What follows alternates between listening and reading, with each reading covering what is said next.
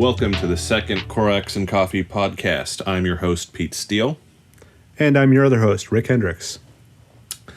And Corax and Coffee is all about playing tabletop games, talking about tabletop games, and really talking about how we can play these games in public to eliminate gamer stereotypes about just being nerds in the basements of their parents' house, because gamers are diverse. We're a diverse group of people.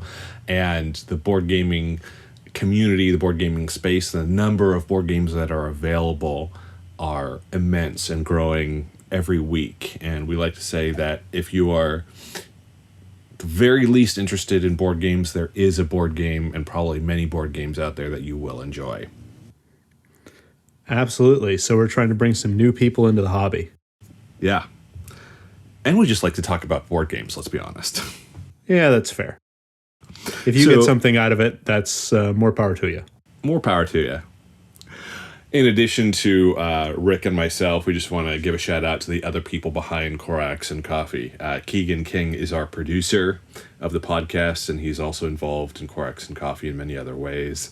Sarah Vasa is our editor. She does all things behind the scenes for us, including managing our social media. And Miss Shaw is a board game enthusiast, and she's kind of our go-to person for saying, hey, you like board games, but you're not a gamer per se. Does this make sense to you? Is this jargon and whatnot? So it's nice to have kind of an enthusiast who's also a newbie to the board game scene on the team.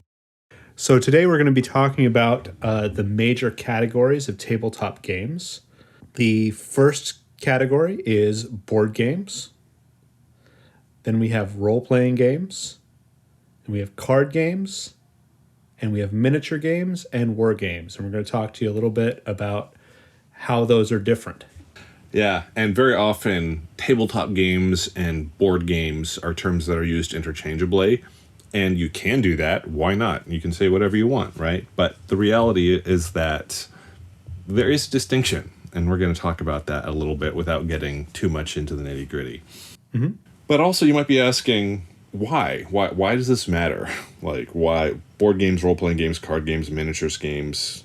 Who cares? Why make these distinctions at all?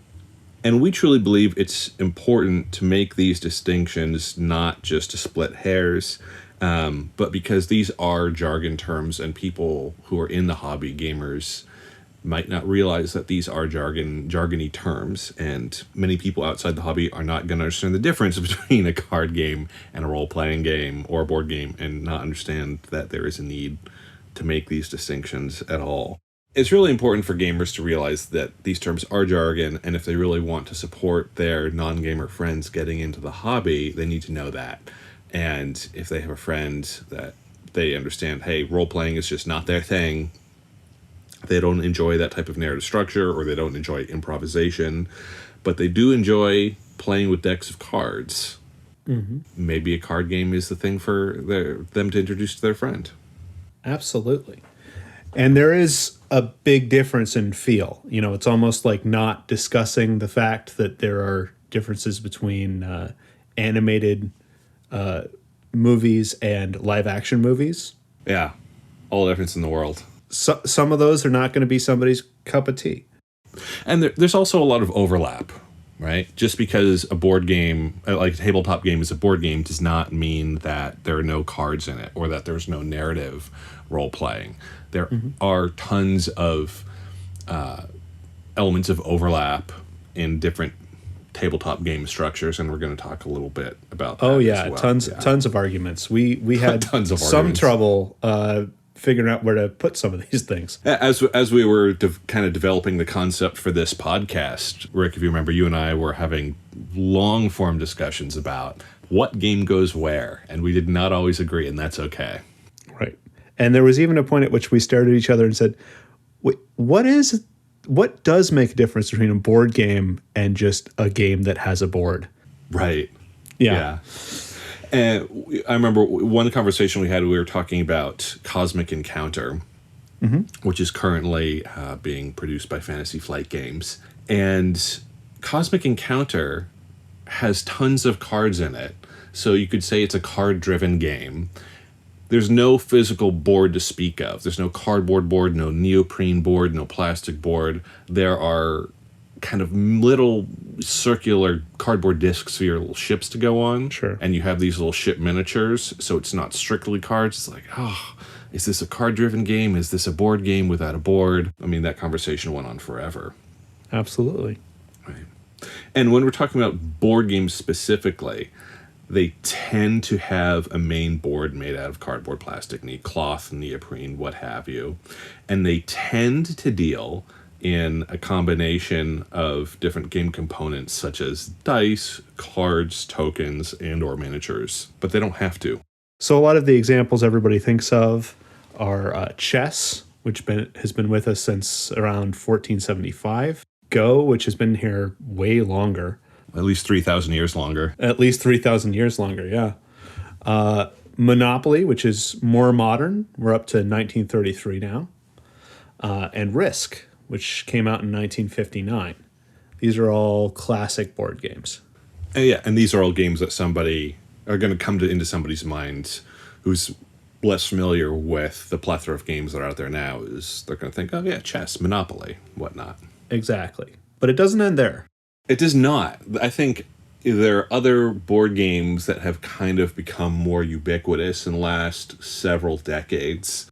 Settlers of Catan is certainly a board game where you kind of assemble the board with these little hexagons of cardboard. And so it's a little different every time. It's a little different every time, but there is a distinct board. And Settlers is kind of a gateway game. It has a reputation of being a gateway game, of helping non-gamers get into the hobby a little bit more. Mm-hmm. And Settlers of Catan has lots of cards, all of your resource cards. Settlers has many expansions that have additional cards. So it's definitely a card-driven game. Right. But definitely also a board game, not a card game. And in addition to fighting over cards, you're fighting over control of that board space. Very much an area control game. Mm-hmm. And then another board game, which definitely not as well known as Settlers of Catan, but still pretty well known, is Axis and Allies, which is a game that's been around, has had many editions, was first published in 1981. Larry Harris is the designer of that game, and it has tons of little miniatures on a main board. It's a kind of a 1942 World War II abstracted, but not super abstracted simulation. Sure. And people could say, oh, this is a war game. This is a war game simulation. And to that, I would say, yes, it definitely has those elements. And if you want to say this is a war game or a simulation, go for it. Right. But I definitely think because it has a huge dice component and has all these miniatures on this large cardboard board, it really fits more into the board game category, into a category that, is often called dudes on a map. Yes. So that's kind of a very brief overview of board games. Yeah.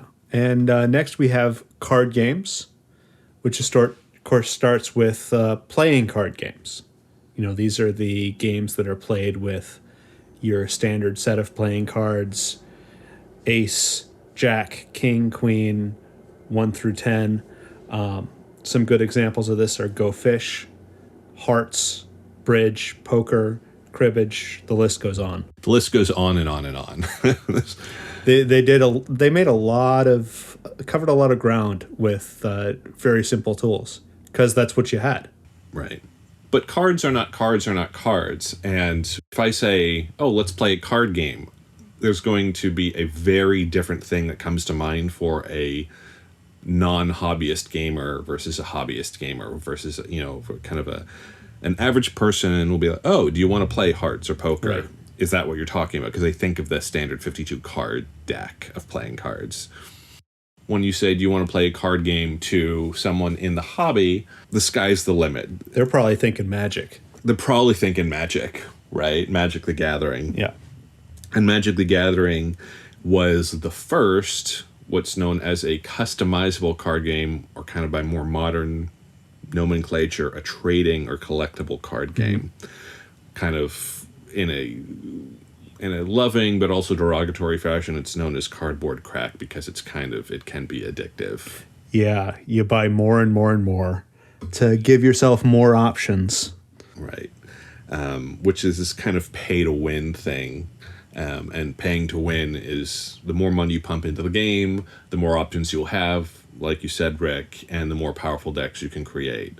And the trading card community has tried to negate the pay to win model with limited success, but you can still invest $50 in the game and have a good time. And those of us who haven't encountered Magic the Gathering may well have encountered, when we were younger, Pokemon, which came out in 1996, or Yu-Gi-Oh, which came out in 1999. And this is very much the same sort of thing, but with a younger target audience. And a lot of these people are grown up at this point and maybe ready to get deeper into the hobby. And when Magic first came out in 93, board game companies and also independent designers basically all had the same reaction, was, oh my goodness, the industry is completely being turned on its head. And there is tremendous amounts of money in trading card games, customizable card games. And what you had for the rest of the 90s and early 2000s was hundreds and hundreds and hundreds, at least, of different trading card games being developed and published. And very few of them, and there are still trading card games that are being published, they are still being developed, but of those hundreds of games that were developed in the 90s and early 2000s, very few of them have actually survived the test of time. Magic, Pokemon, and Yu-Gi-Oh being three prime examples of games that did. And there are certainly others, but these are kind of the big giants. Well, and the big problem with this is if you're playing one of these games and all your friends are playing a different one, your deck is essentially worthless. You're all on your own, and you're supposed to all have decks. And if everybody else wants to play Yu-Gi-Oh and you're still playing Pokemon, you're going to have a bad time. So that the rush of competition really didn't do a lot of these games any favors. Right, exactly. It's, you have the innovation and the competition, but it's also, there was this bubble and it really bursted for a lot of games. And that's tricky too, right? Because one of the main draws for this type of game is that a publisher basically guarantees implicitly or explicitly that there's going to be an aggressive line of expansions. Right. And support for the game. Right. And a publisher can only do that so long as the game remains profitable. And to do that, they need a bigger share of the market share. Right. Whereas any other game, if I'm the only one of my friends who has Monopoly, okay, great, I can still have my friends over and play Monopoly. But the industry, both on the developer side and the consumer side, have learned from the growing pains of customizable card games, and they've learned that when a new customizable or trading card game comes out, many would-be players are a little bit wary of, should I invest in this game, or is the bubble going to burst and this game be discontinued and will be unsupported, and I won't be able to play it for years and years and years, and my investment will become worthless. Right. And that happened with other games as well, like Android Netrunner, and we'll talk about that game a little bit later. Sure. I feel like we're being a little bit harsh towards customizable card games, and they are great. They're tons of fun to play. They have huge, wonderful communities. And there's a reason that they are so popular and are able to, make so much money. There's a lot of good there. Oh yeah, I think Wizards of the Coast, who owns Magic the Gathering, I think they pull in like $350 million annually on the Magic IP alone. Mm-hmm. Yeah. So the idea behind customizable card games or trading card games is that you buy packs of cards and the content that you get is randomized or semi-randomized. So it's always a surprise about what you get. Mm-hmm.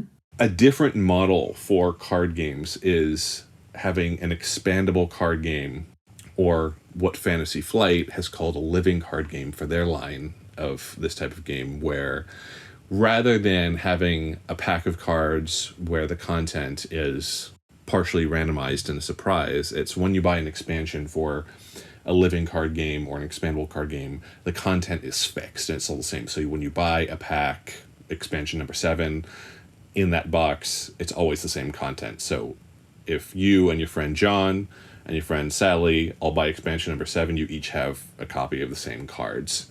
So some examples of this would be Arkham Horror, the card game, the Game of Thrones card game, which has multiple editions now, Android Netrunner, which is sadly no longer in print.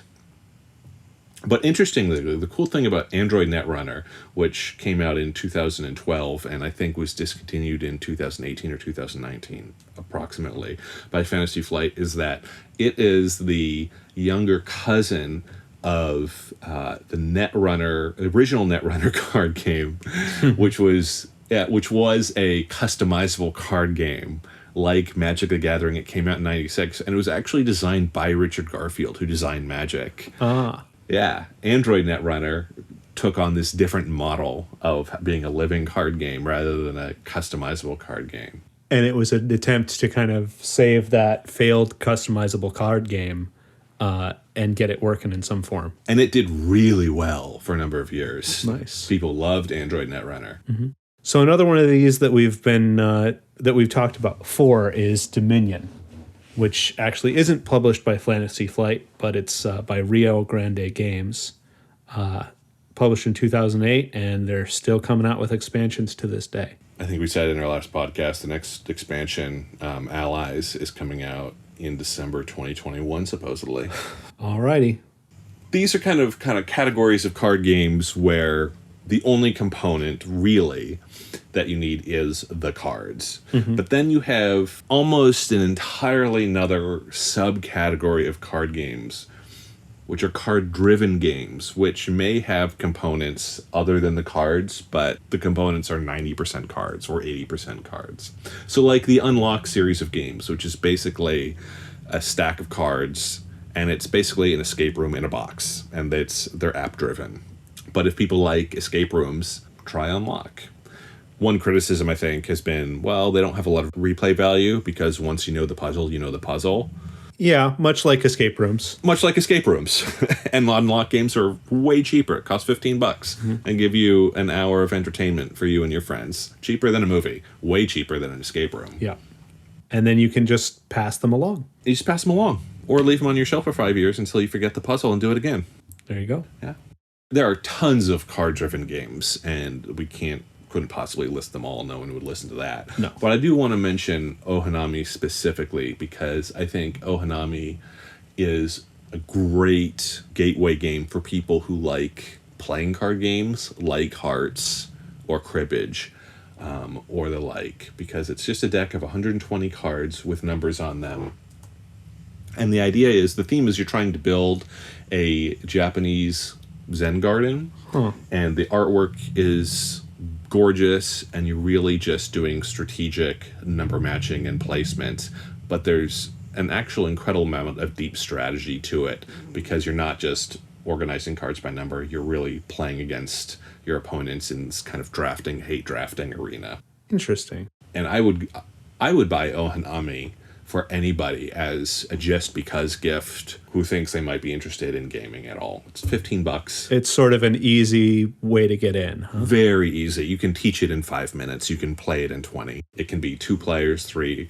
It's 2 to 4 player game. Once I bought my first copy of Ohanami and played it a couple times, the first thing I did is I ran out and I bought a second copy and just threw it in the glove box of my car, so it would always be with me wherever I went. Nice. In case of emergencies. In case of emergencies. If that's not a recommendation, I don't know what is. So another card-driven game that I picked up when it came out in 2017 is Fog of Love by Jacob Jaskov. I'm sure I butchered that name. My apologies. He runs Hush Hush Projects. This is a romance-themed game. So you play it with one other person, and you sort of use the cards and have it lead you through to create your own couple with your own problems. So it will decide what the major conflicts are going to be between you, and then you just sort of see how it goes. It has a number of expansions. It came out with Paranormal Romance in 2018. It Will Never Last in 2018. Trouble with the In-Laws in 2018. Oh, with the In-Laws, that's amazing. I have played that one. It's a lot of fun. And then Lock On Lockdown, which is 2021. That must be a... I assume that's a COVID-based expansion, which is actually kind of cool. Yeah. And Fog of Love is just yet another example that board games are really unconstrained by theme. You can create a board game around any theme you can think up. It's not all goblins and spaceships and goblins on spaceships. Mm-hmm. What's cool is that you could actually say to your significant other or somebody you're going out on a first date with to see if you're compatible, be like, hey, you want to go have a board game date? And they might be into it or they might be hesitant. But either way, you could say you want to have a board game date and play a board game about dating. Mm-hmm. And then they'll just think you're punking them, but you're not. Yeah. It's also fun to me how Fog of Love brings in so much role-playing and improv, which you don't usually see in a card game, but it kind of blurs the lines a little bit, as you're definitely following what the cards tell you to do, but sometimes what the card tells you to do is convince this person to do what you want them to do, and if you do, you get a point. And it's very interesting. Convince them to do what you want to do within the scope of the game. It's all consensual. Yeah, well, yes. Yes, but convince him to let your in-laws move in. And depending on how they built their character in the beginning, they might be really opposed to that. It's an adventure of a type. Mm-hmm. I think one more game that I want to mention in this category is the game Paleo, which just came out in 2020. Mm-hmm. And Paleo is, again, a card-driven game. It's got some other cardboard tokens, but it's all about having your tribe of 50,000 years ago survive and create a cave painting. Okay. And it's got cool artwork. Again, it has a little bit of an issue with the replay value. I think there are 7 or 8 scenarios in it. Mm-hmm. If you can swing the 40 or 50 bucks of the game, you're going to have 7 game nights with friends. I mean, that's a pretty good value for money. And then you can pass the game along. Yeah, it's pretty good. I do want to say, though, I do have an issue with a lack of diversity in Paleo, in that it depicts all of the cave people, and it might all be cavemen, I'm not sure, I can't remember, but all of the cave individuals as light-skinned individuals, which is a diversity issue in and of itself. Mm-hmm. But when you consider that 50,000 years ago, almost all Homo sapiens had darker skin, this game just really missed the mark, which is a shame. A little bit more research and a little bit more diversity would not have gone amiss. So do with that information what you will. If you can set that considerable issue aside, it is an interesting play. So the third category we want to talk about is miniatures games and war games. And what's tricky here is that do miniatures games and war games really go together, or are they two really distinct categories? And I think the answer we came to, it really depends on who you ask. Yeah, this is very much like the LARP/SCA divide. Yes. The SCA is the Society for Creative Anachronism. Yes. Really neat group, but if you call them LARPers, some people who are in the SCA will say, oh yeah, and other people will stab you with weapons they've made themselves. Want to avoid that as much as possible. It really depends who you ask. So if we talk about them together, but also talk about initially what makes them distinct, that might be an appropriate middle ground, although I'm sure we're still going to anger some people, right? Well, we're trying not to. We're trying not to. Hopefully that counts for something. I'm going to say it does. We'll see. We'll see. There you go. Okay. So if we are going to make a distinction here, and again, there's a lot of overlap, miniatures games tend to have more of a focus on the model assembly and the painting of the models, right? Mm-hmm. So arts and crafts. Right. So unlike Dudes on a Map, where you just sort of grab a bunch of miniatures like in Risk and you plop them on the board and you say, okay, great. There's a lot of art to this and a lot of attention to detail before you even start playing. Right.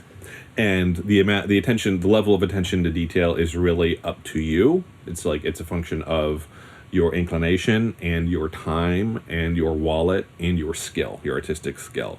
Because there's a huge community around painting miniatures. There are art competitions, painting competitions, independently of the games that these miniatures are designed to be a part of. I think there are even some people who just love painting and could care less for playing. Right. That community absolutely exists. And there is a community who loves the lore around the game and loves playing the game and will just put a kind of very slapdash coat of paint on the miniatures so they can get them to the table. And then there's everybody in between. Mm-hmm. Absolutely. War games, on the other hand, tend to have more of a focus on historical simulations or realistic combat mechanics and tend to be more abstracted. And what I mean by that is there are more war games that don't have miniatures per se, but will just use wooden cubes or will use cardboard tokens that have stats printed on them.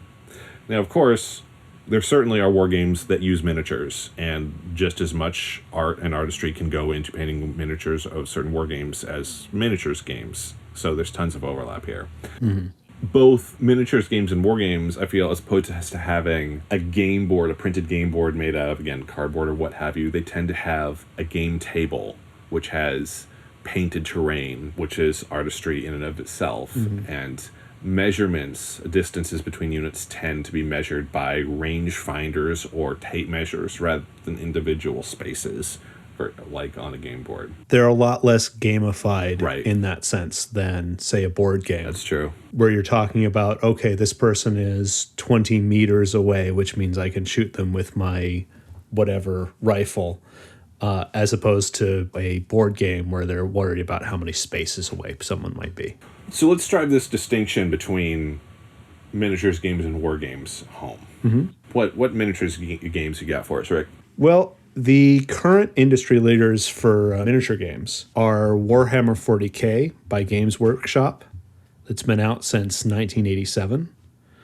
And their new Age of Sigmar, also by Games Workshop, that came out in 2015. So if you've heard of Space Marines or Mordaka Orcs, that's Warhammer 40K. Yep. There's a lot of spaceships, psychic powers, chaos weirdness. Chaos weirdness? That could be anything. Yes, but it dips into sort of Cthulhu-esque corruption. You touch this stuff and you're never the same. Right. As I understand it, Age of Sigmar explores a lot of those same themes.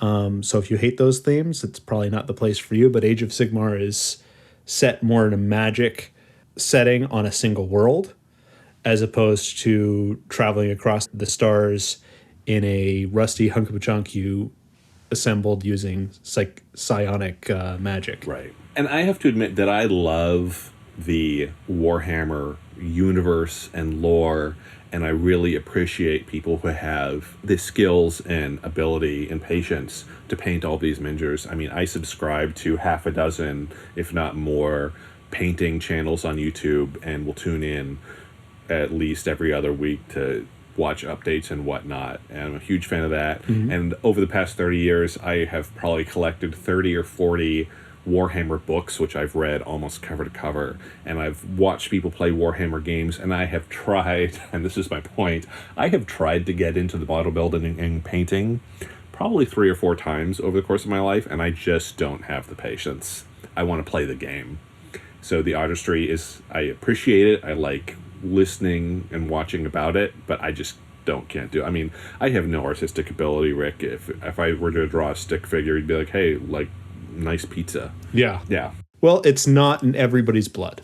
It's not in everybody's blood. However, even if the model assembly and painting is not for you, but you still love the idea of running around with miniatures on a map, fear not, because there are plenty of options that are still available for you. Absolutely. For example, Star Wars Armada by Fantasy Flight came out in 2015. If you are a Star Wars fan or a spaceship fan and can deal with the Star Wars setting, Star Wars Armada is all about flying around armadas, fleets of ships on a map, and these models become fully assembled, fully and beautifully painted. So that's one option. If you prefer smaller scale combat, so like a starfighter dogfight, rather than large fleet engagements, there's Star Wars X-Wing. Again, also by Fantasy Flight. They have two editions, first and second, which came out in 2012 and 2018, respectively. And if you like Star Wars and you like miniatures, Like ground combat is what you're talking about. you like ground combat, you have Star Wars Legion. Now, Star Wars Legion, you do have to paint the miniatures on your own, which for someone like me is a shame, but some people love it. And it allows more customization. It does. Which makes sense. Does. You might not care so much what your Star Destroyer looks like, but you might very much want to change the color of your character's shirt. And there are plenty of miniatures games that come with miniatures in some level of painted detail and assembly, like outside the Star Wars universe. We just can't list them all right here, but they exist. In terms of war game examples, some classic war games are Advanced Squad Leader, which first came out in, I think like 1985. So it's been around for a while. It was developed by Don Greenwood, published by Avalon Hill. And Advanced Squad Leader, it has at least 10 expansions that have come out over the years. And it uses cardboard tokens rather than miniatures. Cardboard tokens and a hex grid. Okay. So it is much more of a abstracted war game simulation. What's the setting for that, or is it setting agnostic? You know what? Embarrassingly, I'm not sure. I want to say it's the Second World War, but if I'm wrong, I'm going to get some hate for that, which I deserve. Sorry for putting you on the spot. That's fine. There's also Combat Commander, and Combat Commander was developed by Chad Jensen and published by GMT Games, and again, it has over 10 expansions. And I can tell you that there are many different settings for Combat Commander. Europe, and again, this is a World War II game, the Pacific, and so on and so forth. This also uses cardboard tokens rather than miniatures. Gotcha. And then kind of between something like Warhammer 40K and Combat Commander, but definitely falls in the war game category or subcategory, is Battle Cry, which came out in 1999. It's all about the American Civil War, developed by Richard Borg, published by Avalon Hill. And it does have miniatures that you can assemble and paint, but it doesn't nearly have the extensive nature of Warhammer 40K, and it's not nearly as abstracted as Combat Commander or Advanced Squad Leader. But the great thing about Battlecry is that it has a number of scenarios that are designed to simulate historical battles of the American Civil War. Nice. There's really something for everyone, depending on their tastes. Absolutely. There's no shortage of different themes and settings to play around in. So our last major category of games that we're going to cover today is role-playing games. It's a major category, Rick. Yeah, it's a major category. The sort of example of role-playing games that everybody thinks about is Dungeons & Dragons by Wizards of the Coast. Came out originally in 1974, and it's got 5 editions as of yet. It depends on how you count. You know, if you can say it has 5, or you can say it has 7.5, I think. Right. And it depends how you want to count the Pathfinder. Right.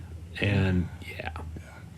And actually, they're coming out with, there was just a announcement probably a month or two ago in late summer, early fall of 2021, that Dungeons & Dragons 5.5 is going to come out in the next year or so. And there's another set of books I have to buy.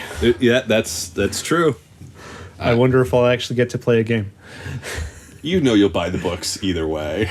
Oh, I definitely will. Definitely. I will too. I'll have them on pre-order when they're available. There you go.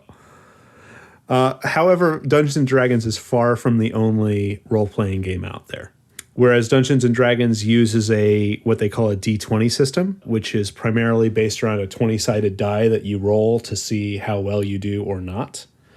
There's also a more narrative game known as Fate This was published by Evil Hat Productions in 2003. And Fate is an interesting game. It's more of a system for creating your own game. So you can do superheroes in Fate, you can do horror in Fate, you can do anything you can imagine. Fate has you covered. But there are not as many numbers in it. Instead, you have attributes.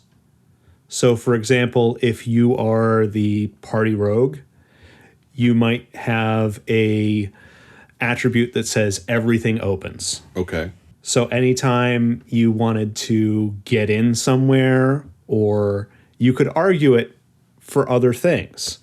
You could argue it for talking your way into a store. You could argue it for all sorts of things. You would apply everything opens against that difficulty and see how well you did. I see. Okay. It's one I haven't tried. Yeah, but it sounds interesting. Yeah. Another one that comes to mind is Shadowrun, currently owned by Catalyst Game Labs, but it was originally published by FASA Incorporated in 1989. And Shadowrun is set in a dystopian future where corporations have taken over everything, and both magic and technological implants are pretty common. So it's really a kind of fantastical cyberpunk universe. Exactly. Right. And Shadowrun is actually really, really popular. It's got tons of support. Absolutely. And it's got a nice dichotomy between the magic and the technology. The more technology you use, especially grafted into your body, the more of your soul you'll lose, so you can't do as much of the magic. So there's a lot of lore. Exactly. But it's also sort of a hybrid with the modern world, so you can sneak a lot of real-world history in there if you like. Gotcha.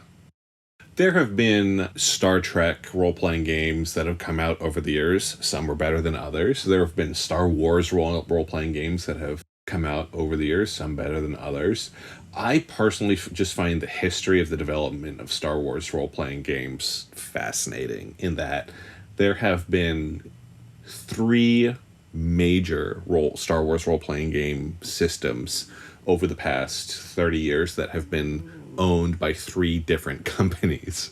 West End Games developed the Star Wars role-playing game in 1987, and then they had a second edition in 92, and a second revised and expanded edition in 96, and then Wizards of the Coast developed a Star Wars themed role-playing game based on their D20 system, and they released editions in 2000, 2002, and 2007 with streamlined rules.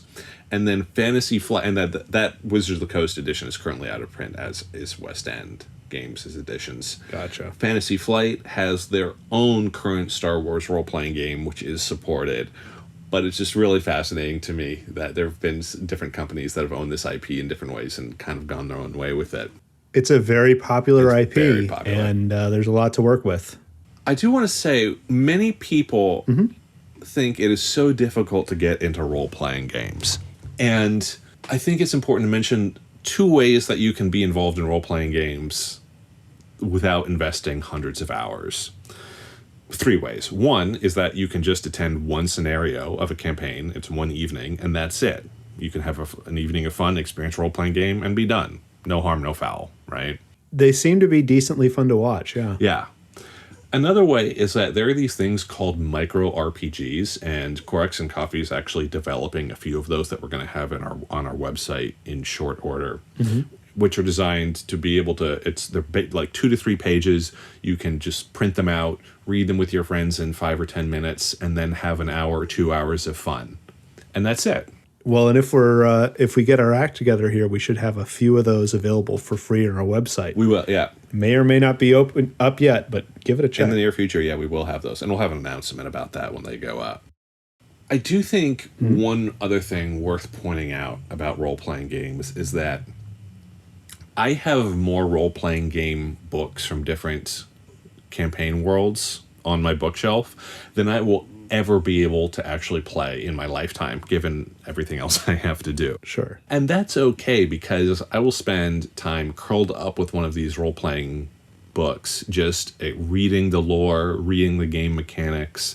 And if you have a universe If you're a fan of a particular universe or particular genre, be it cyberpunk or be it Star Trek or Star Wars or fantasy, you can just go and grab one of these books and kind of read. You can read it cover to cover, or you can read it as a reference manual and pick and choose where you start reading and where you stop, and be involved in the universe without ever having to play. Absorbing that lore can be a lot of fun sometimes. It really is. All right. Are there any other role-playing games specifically that you want to mention before we move on here? There is one. This one I actually haven't played, but I've experienced it in podcast form, and it just seems like so much fun. Really? Yes. Okay. So the one I'm talking about is Monsters and Other Childish Things by Arc Dream Publishing in 2008. I've heard of it. I have not played it. And I say I haven't actually experienced it directly. I have read the book, and I've gone through that. But anyway, the basic idea of Monsters and Other Childish Things is you're all children, and each of you has an imaginary friend. Okay. Your imaginary friend is some sort of crazy monster from beyond the veil. Because of course they are.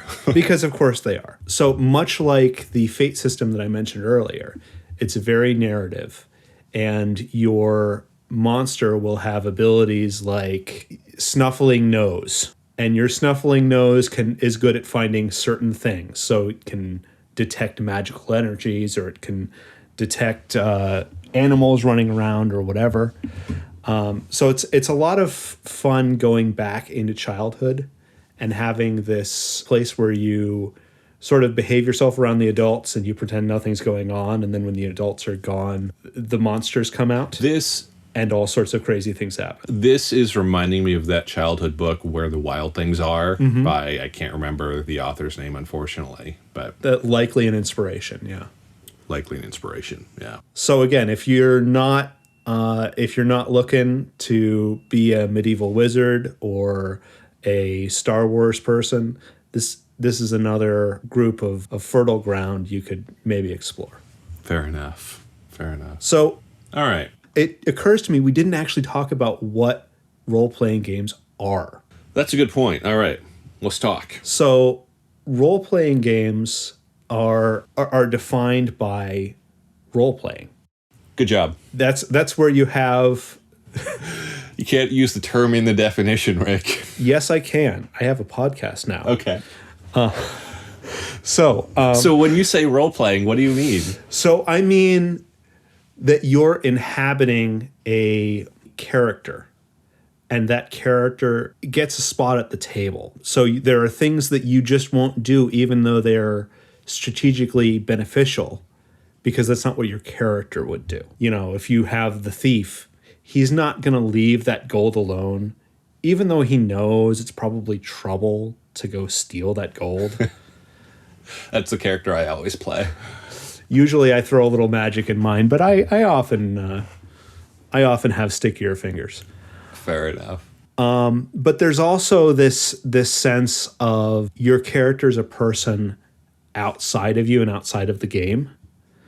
And, you know, is concerned about their family, is concerned about their friends. The other thing that I find a lot in role-playing games is that the players are given disruptive options. Generally in board games, you have 3 or 4 options you can take, and they're all expected. In role-playing games, you're much more likely to be able to go down to the corner store and buy some dynamite and put it under the carriage and see what happens. Right.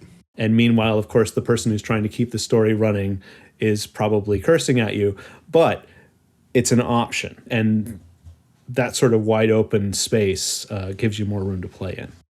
And role-playing games and, you know, Dungeons and Dragons in particular got a bad rap in the late 70s, early 80s.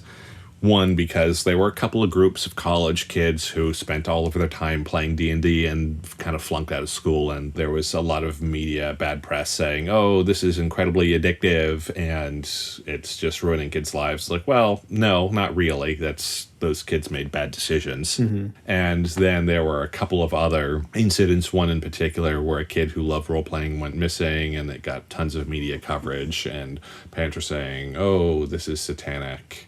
Mm-hmm. And whatnot. It's like, well, you know what? I'm certainly not going to insult or make fun of anybody's faith system, belief system, or creed. Like, if, wizards and magic is not for you, fine. There are plenty of other options, right? Absolutely. But I mention this because it's kind of almost a joke in the board gaming community now, and especially the role-playing game community, because it got such a bad rap, and it has come to light that these are just the exceptions rather than rules. Right. If you are playing a game in good fun and realize that it's simply a game and a way to have fun with your friends and are able to moderate your time, that's fine. I think also many people think about role-playing games and they're like, oh, there are geeks who are just trying to escape their lives. And to them I would say, well, I can't speak for all people, and there's certainly an appeal to escaping your own life time and again, right? But also, hey, anybody who has ever been in a school play or community theater or played cops and robbers or gotten down on the floor with a 5-year-old and pretended they were a dinosaur has role-played. Exactly. This is something we all used to do, and society told you at some point to stop. Right. All right, that's the end of my soapbox. You can also learn things from role-playing games that might surprise you and might have real-world applications. Learning how to be convincing around a table translates very well to the real world. Sure does. I, when I'm not doing Corex and coffee things, am a locksmith. It only occurred to me to be a locksmith, to look at that path at all, because I enjoyed role-playing rogues. There's got to be a memoir there for you somewhere. I'm sure there is, but yeah, you can take a lot away from these things and contribute to your real life, and it doesn't have to be a complete escape. On another note, as I've said, you can use as much or as little math as you like. There are certainly games. That's absolutely true. There are certainly games out there that are now departing from the roll a die, add a number sort of system. So if the math is a sticking point for you, there are other ways to go. There sure are. There's a game out there for everybody in each of these categories, almost. Yeah, Absolutely. So let's talk about where some of these games overlap, right? We've talked about board games and card games and miniatures and war games and role-playing games. And, we're putting these in these distinct categories. And we've said that there is overlap. So it's sometimes hard to tell where something belongs. Yeah, definitively tell where a game belongs, right? If you have to put it in one category. And with this overlap, I just want to make note of a couple of games where it's really harder to tell. So, for example, Memoir 44 came out in 2004 by Richard Borg, published by Days of Wonder. It has, oh my goodness, it has probably 20 expansions, which is a World War II dudes on a map game. But is it a miniatures game? Is it a war game? Is it a board game? I would argue that this fits best in the board game category. Interesting. It has miniatures, it has a board, it has cards that you play, but, there could be someone who disagrees with me and said, no, this is really a war game. And I'm like, you know what? You're not wrong. Yep. And then Cosmic Encounter, which I've already mentioned. Is this a board game or a card-driven game? Is Black Rose Wars a miniatures game, or is it a war game, or is it a card-driven game? It makes a lot of sense because there's a lot to be gained from stealing outside of your genre, from taking an idea that works really well over in role-playing and seeing if you can adapt it to a card game or a board game or what have you. Right. So how much does this even matter, all this categorization, Rick? Why are we doing this?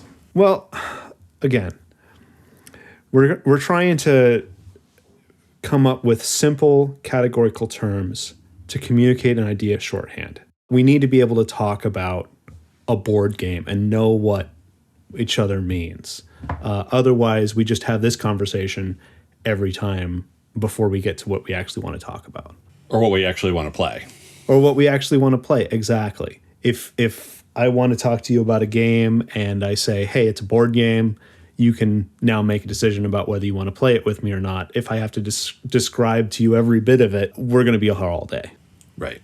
We sure are. But yeah, there's a lot of overlap. A lot of board games or role-playing games. People will paint their miniatures like you might in a war game or in a miniatures game, and that's perfectly fine.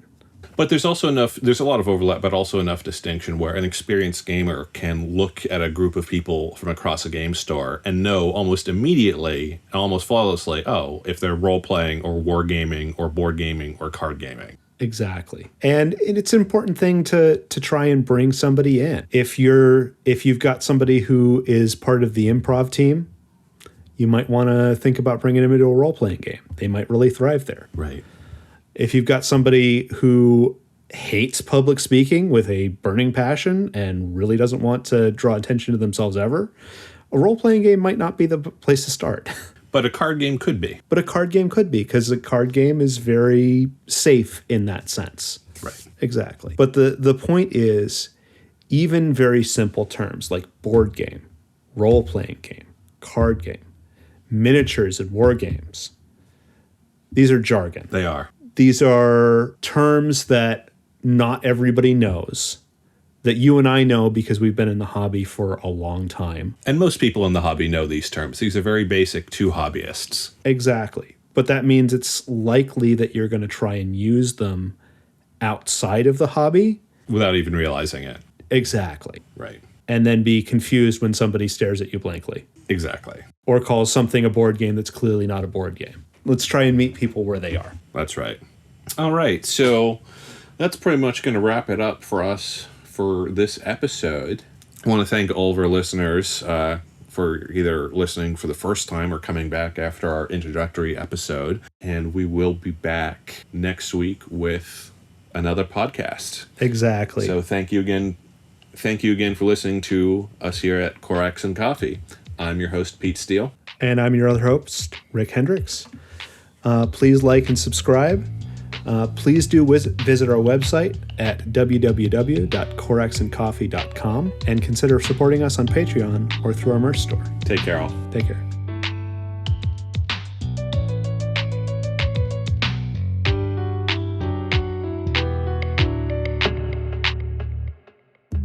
Oh, hey, didn't see you there. Because this is a podcast, obviously. Thank you for listening to the Corax and Coffee podcast with your dauntless hosts, Pete Steele and Rick Hendricks. Music, audio production, and occasional commentary, as well as this outro, by Keegan King. If you like this podcast, you may like our other podcasts, our game unboxing videos, written game reviews, and print and play game content as well. All available at coraxandcoffee.com. Please also consider following us on social media, signing up for our newsletter for early and behind-the-scenes content, visiting our merch store, and becoming a Patreon supporter at whatever amount you think our content is worth. The quote of the week: luck's a revolving door. You just need to know when it's your time to walk through. Corax and Coffee, tabletop gaming, caffeinated.